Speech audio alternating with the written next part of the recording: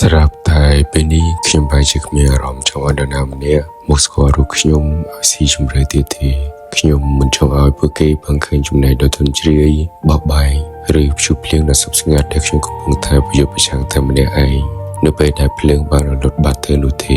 ស្ដាប់មើលទៅវាដូចជារឿងដ៏ចម្លែកណាស់មែនអត់ព្រោះតាំងពីដើមមកពេញមួយជីវិតរបស់ខ្ញុំ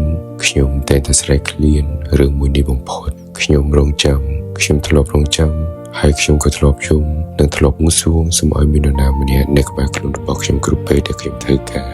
មើលធ្លុះកំផែងនៃចិត្តដ៏ទន់ជ្រាយរបស់ខ្ញុំហើយយល់ពីតម្លៃពិតប្រាកដរបស់រូបខ្ញុំដែរប៉ុន្តែនៅលើផ្លូវដ៏វែងឆ្ងាយមួយនេះក្រៅពីបានខំប្រឹងហើយជឿបញ្យល់គេជាច្រើនលើកច្រើនសារយ៉ាងណាក៏ដោយអ្វីដែលទទួលបានមកវិញនោះគឺមេត្តាខ្សែភ្នែកដ៏ត្រជាក់ស្រេបនិងការលួងលោមបូជាដ៏ល្ងង់ខ្លៅនិងពុត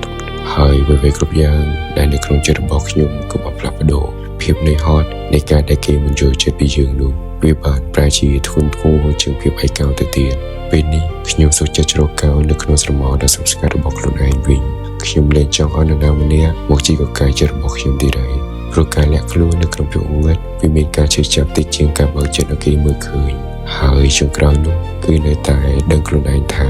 យើងកំពុងតែឈរនៅម្នាក់ឯងដដែល